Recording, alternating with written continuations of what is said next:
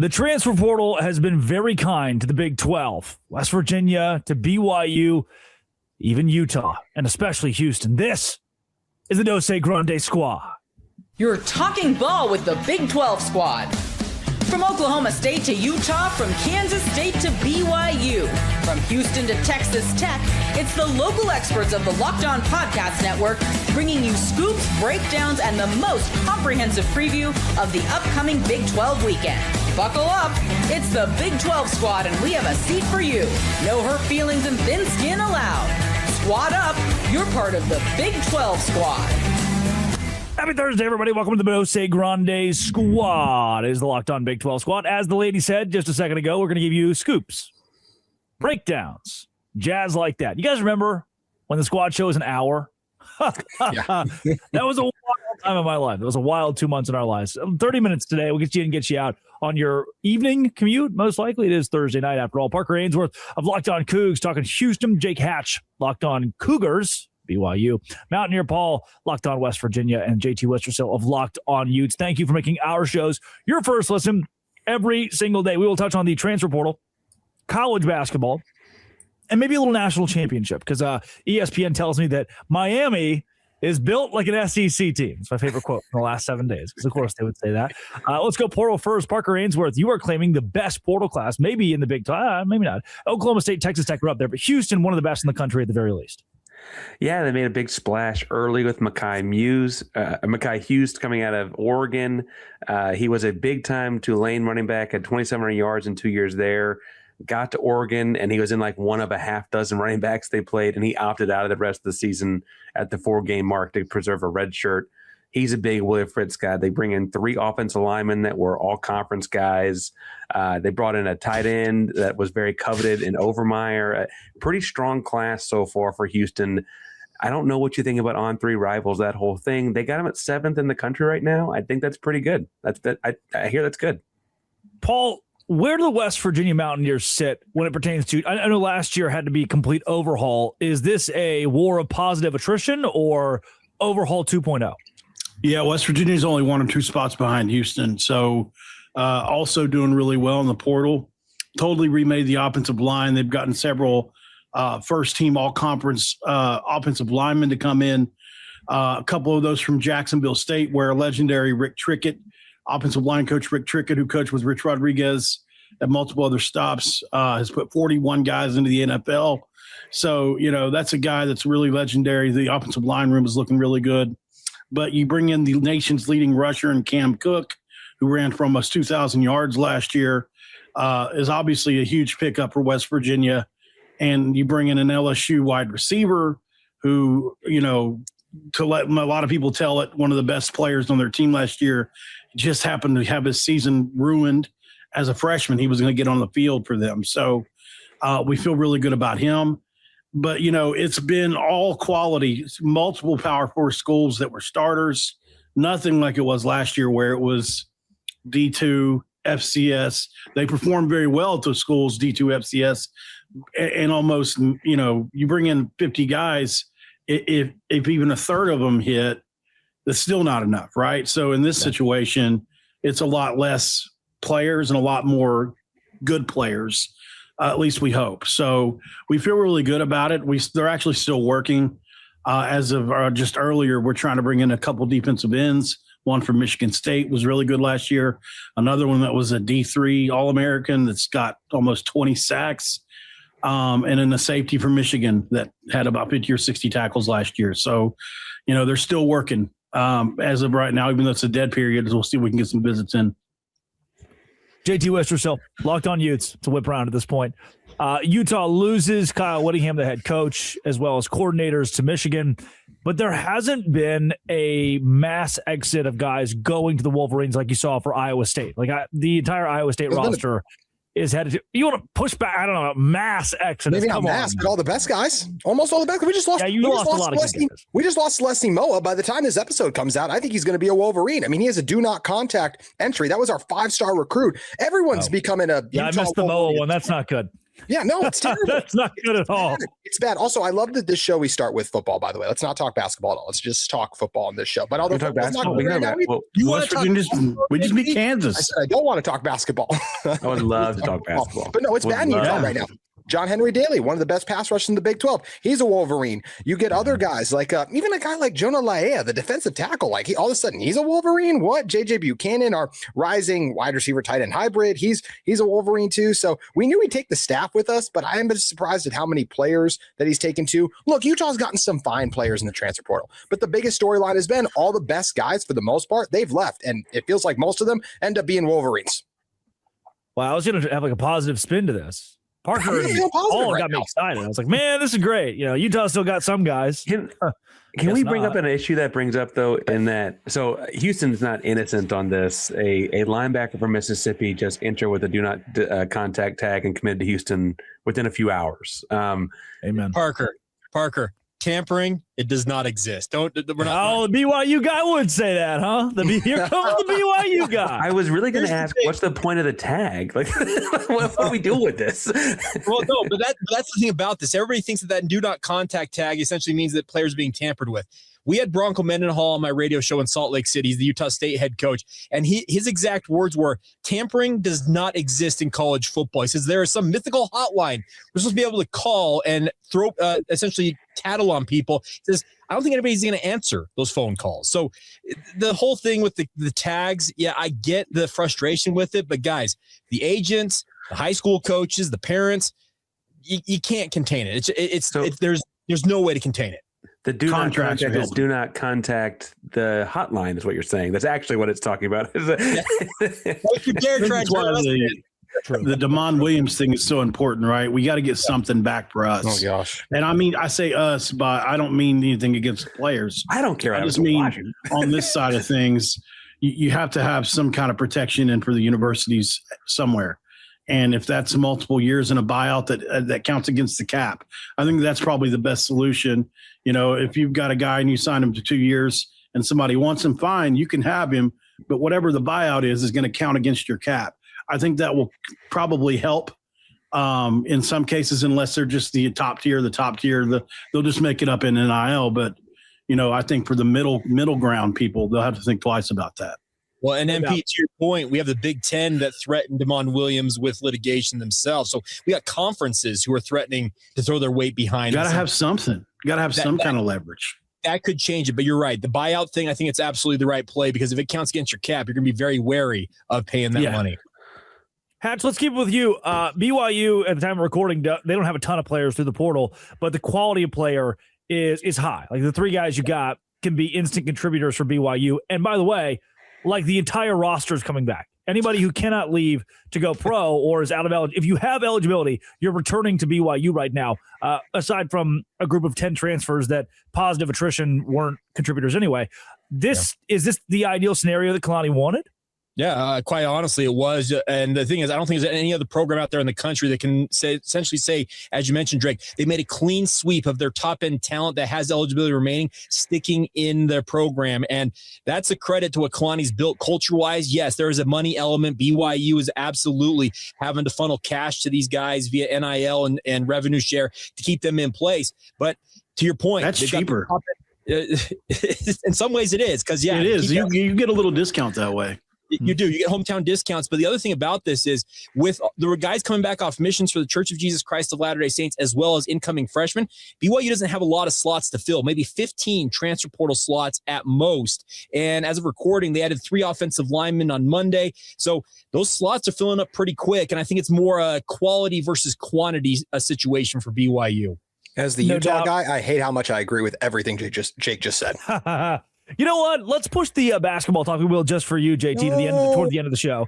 And look, reason being to the world. Look, it's the Big 12 squad. The listeners of the squad are the biggest listeners of the Locked On Big 12 podcast and each of our family of shows. So if you are that listener right now, we'll tell you we're recording this at 9 Eastern time on Monday. So games have happened Tuesday and Wednesday, but we'll give you a synopsis of what we've seen so far in basketball sans those 2 games. Oops. But first, state of the program, Utah Utes.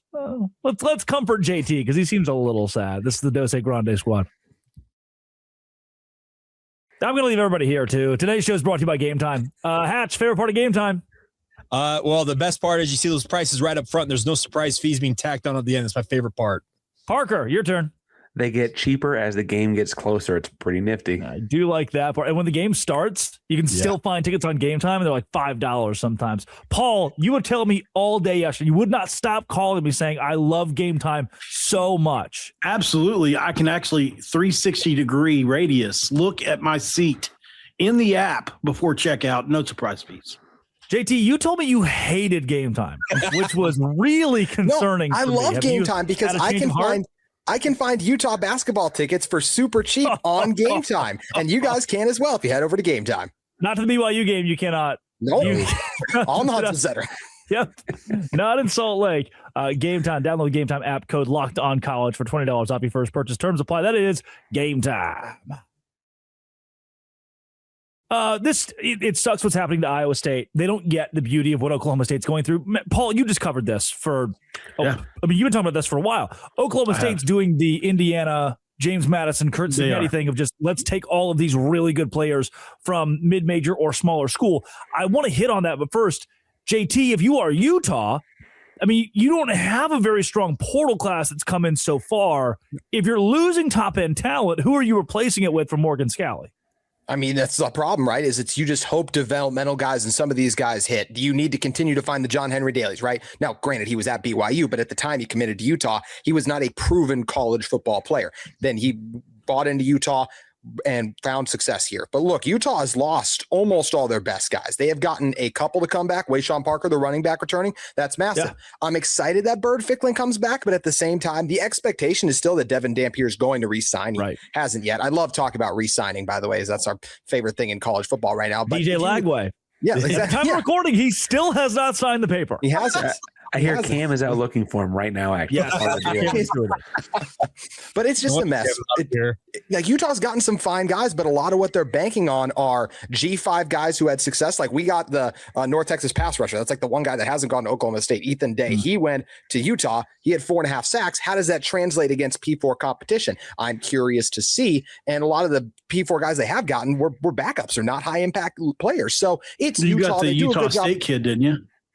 Yes, we got a receiver, Pagan, that I'm excited about. But at the same time, like I have a memory, and last year we got Otto Tia. He had 500 yards with the Aggies, and that worked awful with Utah. He had one catch for 20 yards all season. So do I think Pagan's better? I do, but it's not like proven commodities at the P4 level that Utah is landing. So I think Utah will be fine. They recruit well. They still return some key talent, but they also have to replace all 5 starting offensive linemen, which was their best unit up front. So a regression for Utah as we stand here today is probably more likely, and I don't love saying that, but it's early in the portal window, so we keep hope alive and carry on.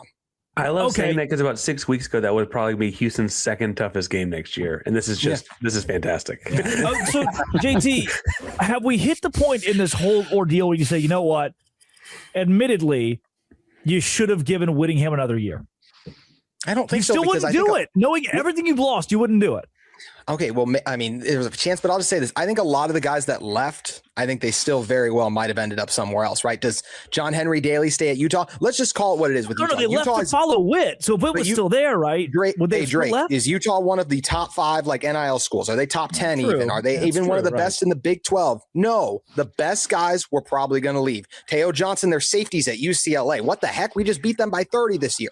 But now he's there because NIL, I think, being the biggest reason. There are other factors. There's other reasons for all these guys, but Utah is not of the upper echelon in NIL. And this is the second year in a row now where we look at some of the top guys leave at Utah. I think of a Cameron Calhoun last year who ends up at Alabama, and he actually barely even played there. So we'll see what happens with a lot of these guys. But even if Witt stayed, I think a lot of them would have ended up leaving. So yeah, would it have been nice if Kyle came back and a couple of these guys end up staying? Sure. But at the same time, I think a lot of them still would have left because Utah is not a upper echelon NIL school. So you're going to lose your best guys a lot of times when the year ends.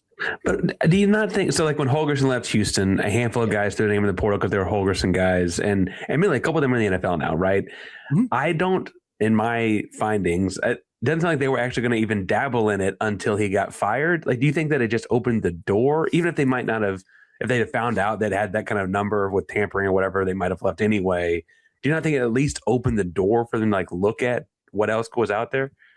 I mean, there's a chance, but at the same time, Morgan Scalley's been with Utah for so long, right? It's the same voice taking over that these guys all knew what he was going to offer, know what he's about. It's going to be a similar type of program. So I really don't think a lot of the departures would have been different. Now, granted, like a JJ Buchanan, he's probably still a Ute if Kyle Whittingham's there, right? Because I feel like that staff was like, oh, we saw him up close and personal. We know how good he is. Let's bring him in. But some of those other guys I mentioned, John Henry Daly, a Smith Snowden, the Teo Johnson, the best ones, they were probably going to leave. So that's where, to me, it didn't make a huge difference. But hey, in some alternate reality, maybe everyone runs it back with the Utah Utes in 2026. But unfortunately, we'll never know.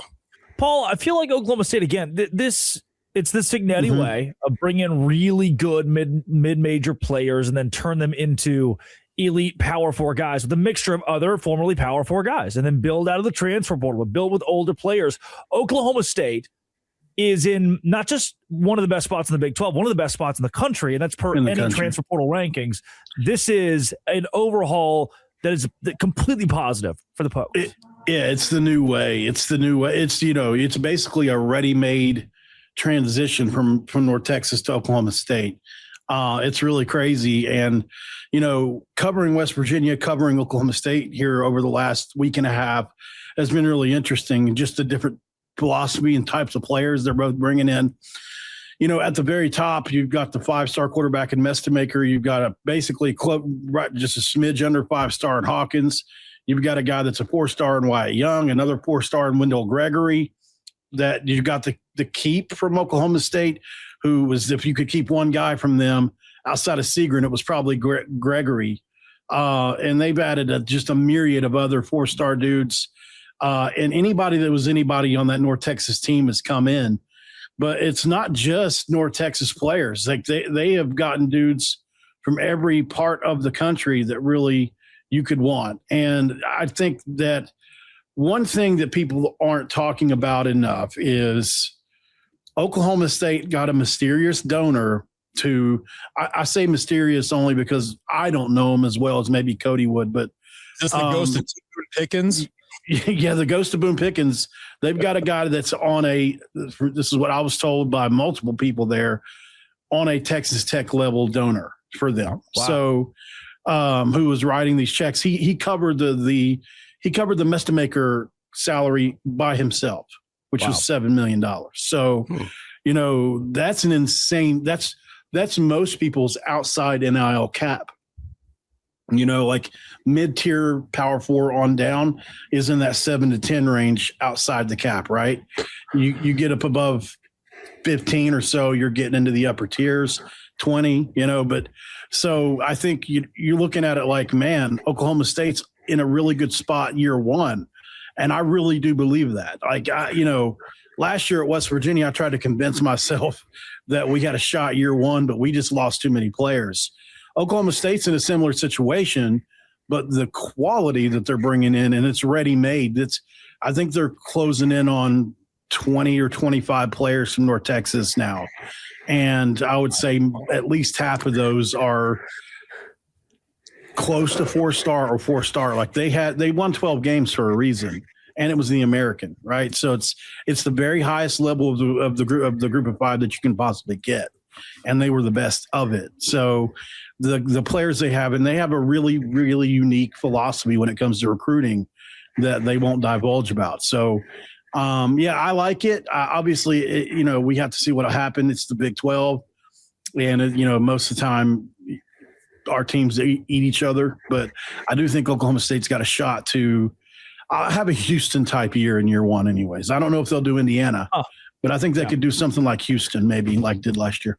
Yeah, no doubt. Coming up, basketball. That's the Note Grande squad. Come on, JT. Hoops, and again, we recorded this on Monday. Just the best time for all of us to get together. So hoops as of Monday. Overarching feelings on the season.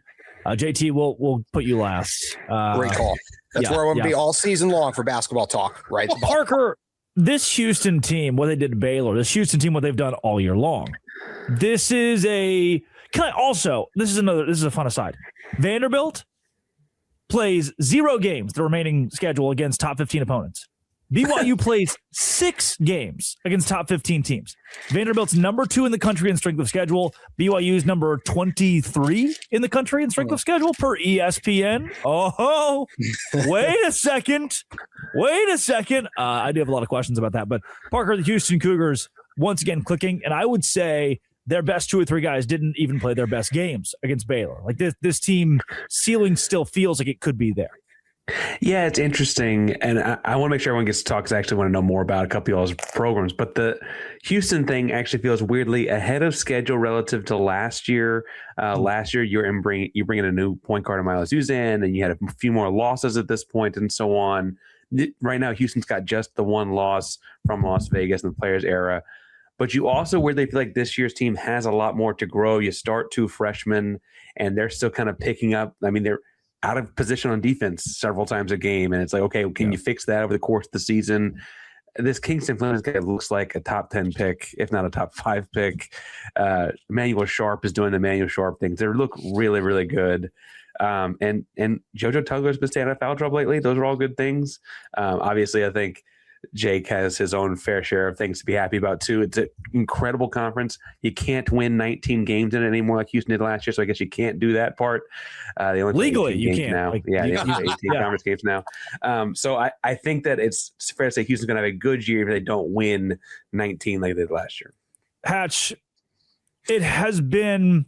I mean, yeah, if you turn on ESPN, it's still the AJ DeBonsa show. Like it is AJ DeBonsa and company.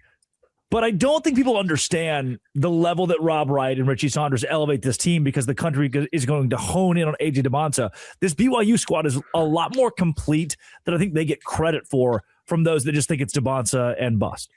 Well, and that, to your point, Drake, that's exactly what it is. It's a true big 3 because AJ, he looks the part of potentially the number 1 overall pick in the NBA draft. You talk about Kingston Fleming, Parker. Like we have 4 or 5 guys in this league alone that I think are top 10 caliber NBA draft picks, and AJ's right there among the best of the best. But you're right, Rob Wright, all he does is make plays off of guys like Richie Saunders and AJ DeBonsa, and Richie in his own right, all he's done is elevate his play. And the game against Utah last weekend, how many offensive rebounds late in that game did Richie Saunders come up with that were absolutely critical to BYU grinding out a win over Utah in the Huntsman Center? So, yeah, this big 3, they have made BYU a force to be reckoned with. But the nice part is they're getting contributions from other guys. Kennard Davis Jr., Keba Keita. Off the bench, you have the new addition of Bidu Ahmed or Abdullah Ahmed. They've got a really, really solid squad. The only question I've got about them is their guard depth, and that's the only concern because they've had 2 season-ending injuries on that guard line. Surely Chris Paul still has eligibility and could come to be like Kyrie Irving possibly. If LeBron's going to go to Ohio State, why can't CP3 play in Provo? Correct. Mountaineer Paul, West Virginia, not getting near enough love on the national scale right now at all. They're a top 25 caliber team, in my opinion, because of their wins, a couple of their really quality wins this year, and certainly a tournament team in my eyes. Yeah, I think we're hitting our stride for sure. You know, we honestly started out the beginning of the year without 2 of our best players for the first 10 games. And so, you know, we started out pretty well, and then you threw those guys into the mix, and it kind of ruined the chemistry for a little bit. And now we've hit our stride again. Honor Huff's the best 3-point shooter I've ever witnessed in my life outside of like a Steph Curry. I've never seen a guy like him in my life. I've never. Like, this guy is incredible. He's on pace to actually pass Steph Curry all time this year and finish inside the top 20 if he keeps on doing what he's doing right now. So, you know, he's a dude that, you know, he put up 23, probably single-handedly helped us beat Kansas in the second half, or day before yesterday, in a game where, you know, it was he and Lorient who was on that Final Four squad at FAU. Harlan Obioha, the 7-footer, really played big inside. And this team, like I said, hitting their stride. Trace Eaglestaff averaged almost 20 points a game in North Dakota last year, put up 41 against Alabama. And he has been horrible this year outside the last 10 games. So he's finally coming on, it seems. And he's the piece that can really unlock this team's potential, because you just can't guard both he and Honor Huff in 3-point scenarios and still contain Brennan Lorient down low. So we feel really good about it. Don't know how we'll do against Houston necessarily. That's a huge step up. The only team that we faced comparable to that is Iowa State. We didn't fare well, but that was in Ames. So, but we beat Cincinnati, we beat Kansas, two pretty good teams here back to back. The only other two games that we lost, we were up by 12 against both Ohio State and Clemson early in the year with less than 6 minutes to go and blew both of those games. Or this would be a 13-win team right now. And you can say ifs and buts all you want, but that you're supposed to hold on to those kind of wins. And the other day against Kansas, we did. We finally did. We held off a run late in the game because we played such tough defense. Our team's been wearing out late. I think they've kind of got the formula figured out, and I really love what Ross Hodge is doing in year one. We got 5-star, 4-star, and we got another 5-star coming on campus as far as recruiting goes. So things are going really well. JT, will the sun ever shine again? It will next year. Look, let's call it what it is. This Utah team has one win against a P4 team. It's Ole Miss. And I know we talked about how the ESPN loves to glaze the SEC. Ole Miss has one other P4 win themselves too. It's Missouri. And that's it. So this is a Utah team where, yes, they showed up well against BYU. And wouldn't it be hilarious if by the time this releases, Utah beats Tech and then everything I'm saying is completely bad and wrong. But at the same time, I've seen this movie before where Utah plays well against a BYU because it's a rivalry game and the players get up for it. It's one of the better atmospheres all season long. It actually is the best. It's straight up the best atmosphere in the Huntsman all year. And the rest of the season is disappointing. Look, they just got blown up by Arizona. I know a lot of teams have, but you also just lose to a Colorado team that I still don't think is that great either. I think the Big 12 got better, and I think Utah got worse from last season too. I knew the season was going to be long as soon as they lost to Cal Poly. Heck, I knew the season was going to be long when they went to overtime against Weber State. They do not have good size up front. And yes, I like the guards, but they're too small. So I think it's going to be a long year for Utah. I don't think they win more than 3 games in the Big 12. It was a miss year one for Alex Jensen in terms of building this team, and he'll get to try again next year because I'm not feeling good about how this team has looked so far, nor how they'll carry out the rest of the season. Last I checked, they're not favored in a game the rest of the way. You said they got 3 wins. Name them. I know. I said, you know what? I'm going to go them to upset a couple teams. So I think they'll get a Cincinnati on the road. Okay. Outside of that, they're going to beat someone they shouldn't beat. So, is that a TCU at home coming up? Okay. Is that an Arizona State, right? But then they're also going to lose some of those games too. So that's why those are the. Yeah, I mean, fair. Actually, yeah, I'm with them now. I get it. But it's rough. It's rough right now, and we'll see if it turns around next year. It's still way too early to judge Alex Jensen. To me, his GM as well, Wes Wilcox, like everyone, they just need to do a better job evaluating the talent level at this level. They're NBA guys. They need to learn what it takes to succeed in college, and we'll see if they can be better next year because it'll be a rough year. Jake, as you know, NBA coaches that try to coach college, it never works. No, it never works. But JT, I believe that Alex Jensen and Wes Wilcox can evaluate talent. I got no problem saying that, but this is what really matters to get that talent to Salt Lake City.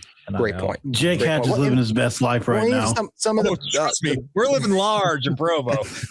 Well, the big swings they have too, Jake. I'm not blanking on the Auburn guy's name. I'm talking about on the Coleman. roster. Yeah. No, he was the guy he's on Utah's roster now. I'm talking about. Parker. Yeah. Anyways, he's the guy who got in trouble last year. He was a 4 or 5-star, but he just didn't work out. Doesn't work at Utah either. Cam Newton? Yeah. Who's the Auburn guy? Yeah. How much SEO can Drake fit into one segment right there? That's what that was. Talking about Ja'Kai Howard. Locked on Big 12, Cam Newton mentioned. Chris Davis. Can I throw out something crazy to end the show? Yeah, what's up? Yeah, Was the Big 12 actually the 4th best P4 conference in football this year when we look at how the ACC did in bowl games? No. Still better than the ACC. We did our part. That's y'all's fault. Pretty sure you're talking about Ja'Kai Howard, though. We did well. 8-5 Duke won the ACC. It's the way the Pop-Tarts. That's all I'll say. So Yeah, that's true. Neil Brown is ribs. building Did North y'all see that? Texas. What? At the Texas Bowl, they got to eat ribs. Like they just passed out beef ribs at the end of the game. Hey. That's pretty awesome. That was awesome. When in Texas, man. Come on, get that fun. I've had barbecue with Hatch and JT and Parker in Texas. Next year, Paul. I've had barbecue with Hatch. Hey, shout out to John, by the way. And yeah, Mountaineer Paul and I have enjoyed a meal together. But John down there in Dallas, Fort Worth, Frisco area, taking care of the Big 12 media day. That was a good day. You hooked us up. That was awesome. I'll be at the BYU Utah basketball game. I'll see you there, JT. Surely You'll Utah be leaving will win. at halftime. You will be leaving at halftime. Why? It'll be a blowout. This has been It Always Will Be Locked On. Thanks for making our shows your first listen every single day. Dose Grande Squad. Q Country Road.